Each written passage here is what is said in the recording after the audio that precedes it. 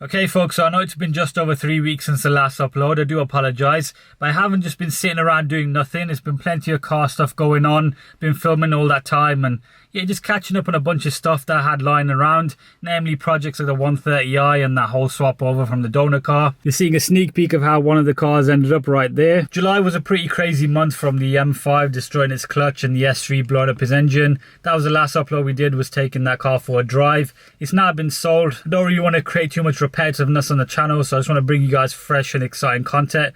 So yeah, I've been brainstorming a lot and there should be plenty of stuff coming up. But yeah, without further ado, let's finally make a start. I think that's enough talking for one intro. Enjoyed the transformation on the 130i.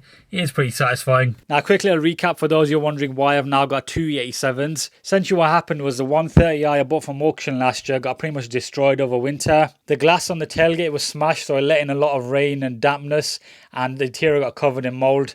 Yes, I probably could have prevented this if I changed it earlier, but it is what it is. The car was never perfect to begin with. So I decided it's best to just get a whole donor car, as all of these bits can add up very quickly. You think it's just £30 there and £20 there, but when you need as much parts as I did, it just didn't make sense. We also began tearing out all the mouldy interior out of the 130i as well, ready for the swap over. We're going to begin with the exterior panels first in today's video, because the whole driver's side on the 130i is a mess as well.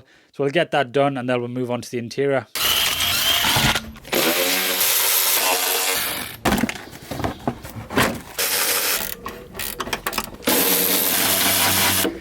One, two, three, four.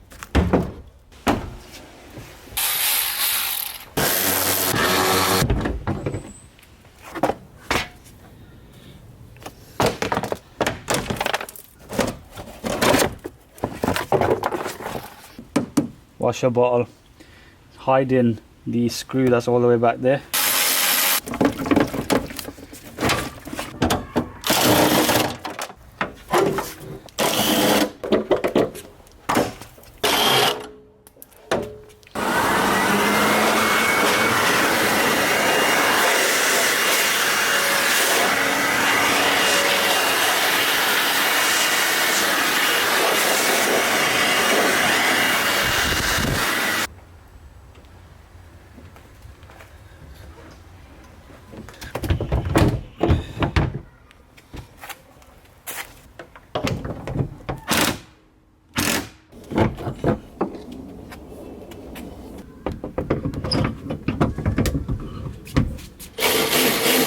Got the alignment as good as I can, but we open that.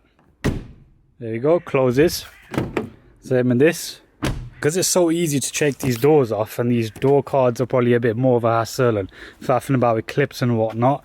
And because we have got the electric mirror motor in here, I'm thinking to just change out those two, even though there's nothing wrong with them. The condition of these is actually pretty good. They're not any worse than the ones that are on this.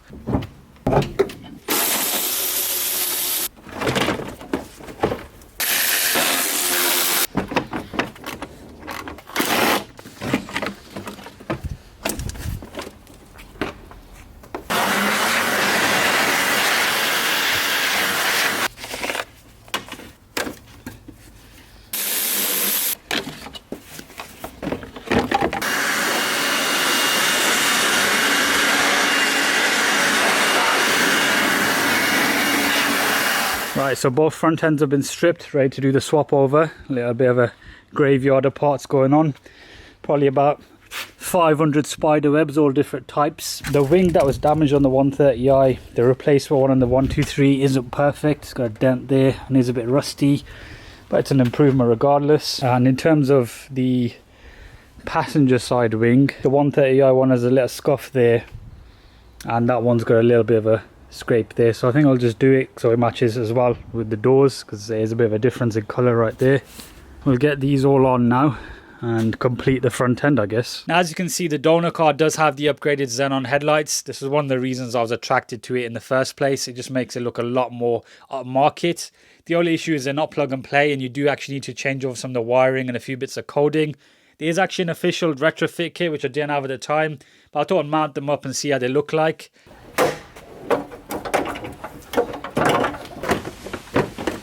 Now that we've swapped over most of the exterior panels, I thought we'd move on to the interior. All of it was still in the donor car, so we need to strip it out. I won't show in too much detail because we already did a thorough tear down in the past video, but for the most part, as you can see, it's a lot nicer.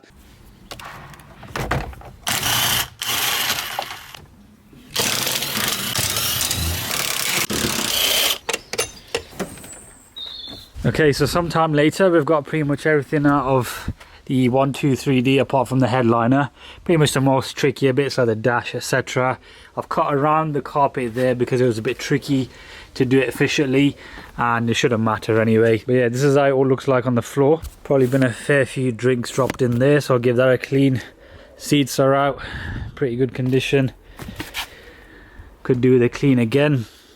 The carpets are split into two, as I said, around the center console area, but I've done it in a neat way. But this thing's looking like a proper wreck now. Well, at least that thing won't look like one any further. Still got to transfer over the tailgate.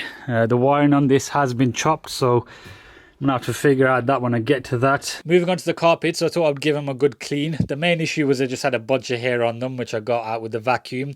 Then I used some basic interior cleaning spray, which I got from Halfords, the usual one with a brush on the end. Did the job, and as you can see, they came out like new. And I did the same with all of the pieces.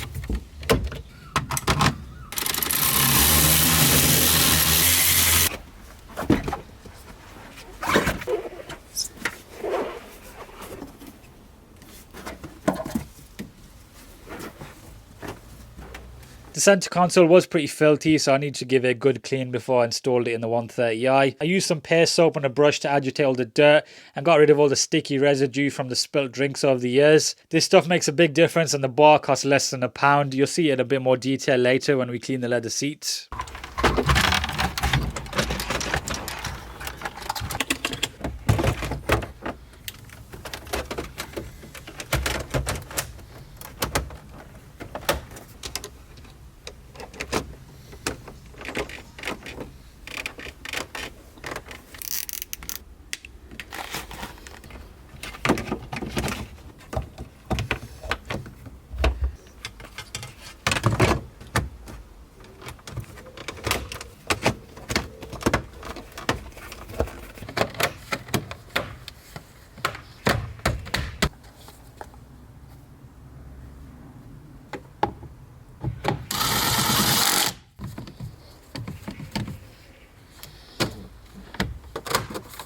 Okay, so all the dash area is all complete, along with a very nice Alcantara wheel. Can't stress how nice this looks. It's pretty much like it's a brand new car. I'm a bit bummed about this little bit here. If I cut it just a bit less, it would have been okay. I suppose it is what it is. It'll be hidden mostly when the seats are in. Now at this point I thought it's best to remove the roof insulation, which is basically stuck on. In isolation it doesn't look too bad, but when you compare it to the one in the 123D, you can definitely tell the mold had some effect on it. So I didn't want to take the risk. It didn't really have any smell, but I thought it had to come out.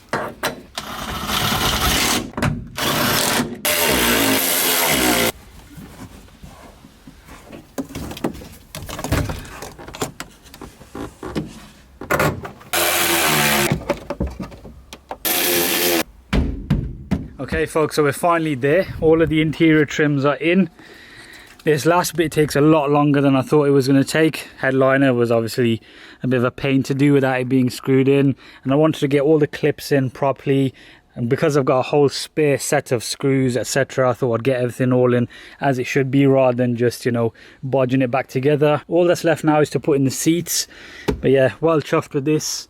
It's crazy how this thing was completely covered in mold and basically a wreck, but now it just looks like a fresh E87.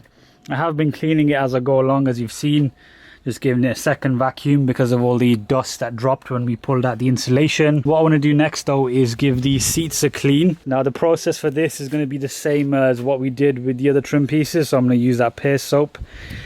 Generally the condition is pretty good. This is a driver's seat. It is a bit shinier than it should be, but not crazy. There's a passenger one as a comparison. It's a bit more matte, you could say, but we should be able to get that finish as well as cleaning up all of this random debris.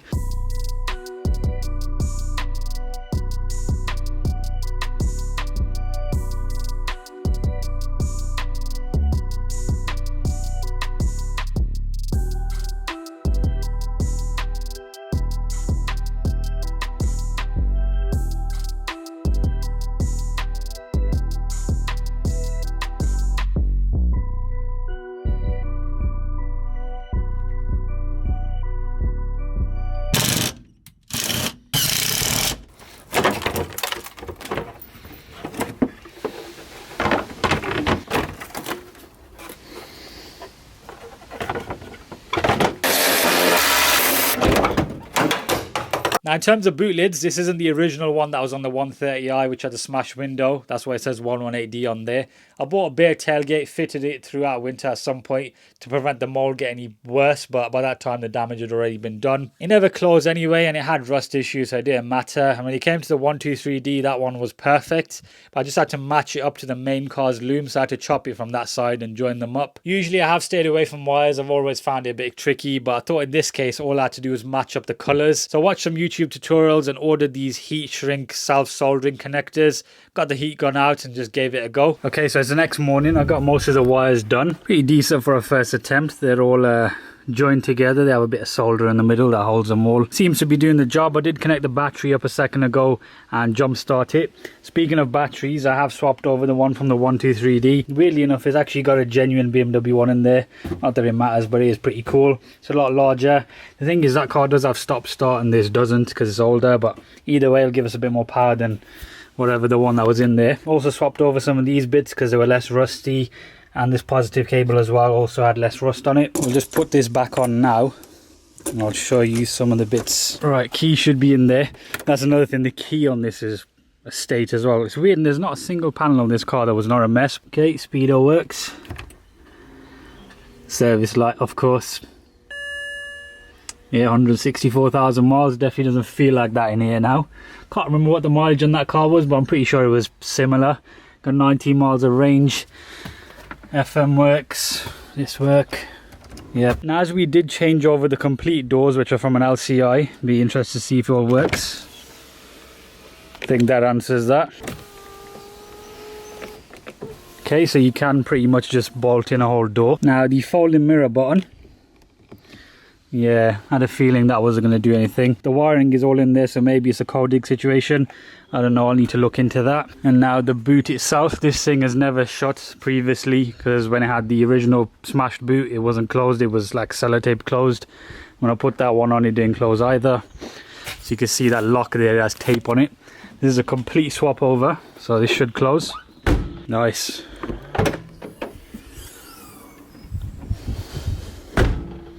Yeah, all good. It is pretty cool that I'm sitting in this thing and not having to wear one of those masks to prevent inhaling mold or random spiders falling on my head. Yeah, it's definitely come a long way. There's no smell of anything in here either, so that's pretty much sorted. Everything's in pretty much that I wanted to put in. We're going to leave that section there open for now. But what I want to do is give this thing an oil change before we end today's video. It has got a very big leak which was causing all that smoke, so I want to blast all that off with brake cleaner, give it an oil change so I know there's a correct amount of oil in there. That was the issue with starting it up. I don't really want to risk it. And yeah, once the oil change is done, I can let the car run for a longer period of time, not having to worry about anything, monitor if there's any other issues, scan some codes.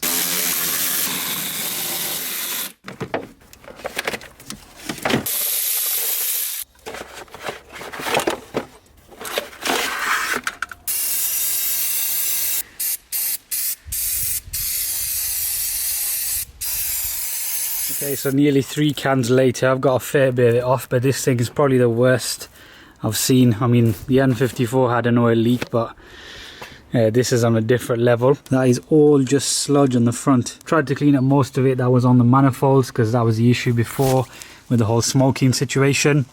What we'll do, we'll pull the oil filter out now, have a look at the condition of that, and then drain it. I know it would have been ideal to do the rocker cover gasket now because it makes sense and we know it's leaking, but I'm likely going to have to do a fair few other things. There's some common issues with this engine that I might need to address, so I'd rather get it up and running, see what it's like, and then identify any other issues and then go from there. Pretty good guess. It's not even a man filter, it's whatever that is, pure flux. New filter going in, man one with the new O-rings and everything.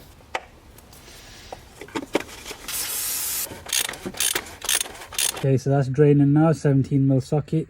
Got this new drain pan, a lot bigger. Now that's probably the rustiest looking sump plug I've seen.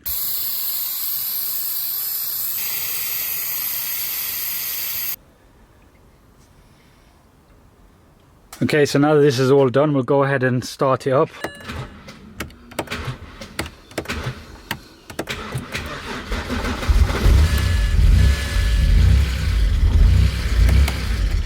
That sounded pretty dead, I'm not gonna lie. There's a good 6.3 litres of oil in there, so I don't know what that noise is. Just realised I have no gas pedal attached. The end bit broke, so I was just waiting on a new one. We'll try again now. Okay, better. Rule number 1, have a throttle pedal. Still very smoky, so hopefully all burns off soon.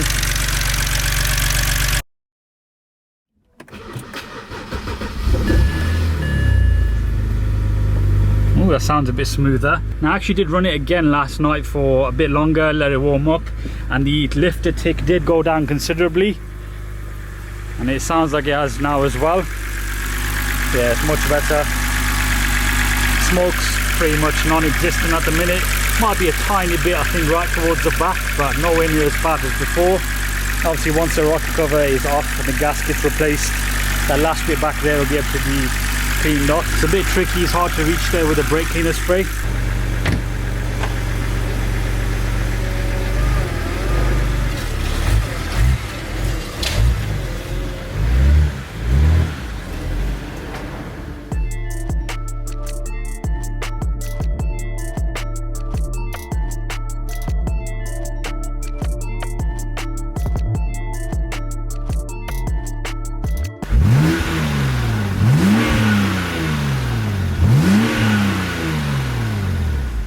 Right, so this is a good place to end today's video. It's definitely been a long one to film and edit, but we're finally there and I've made the start of what I needed to do. The 123D is going to have a bunch of parts available for sale, and then the shell will be available along with the engine that does a run. So yeah, drop me a message on Instagram if you are interested in that car. I'll probably do a little list and put it up on there as well of what's available. There's no interior, but a bunch of the exterior bits are. In terms of what's next with the 130i, I'm not actually too sure because it's not a very tunable car. I've got it to a state where it's just a nice base track car project for someone. So I may get rid of it and focus on the other stuff like that, the M5. And basically tidy up what I've got going on so we can focus and rather than being scattered all over the place.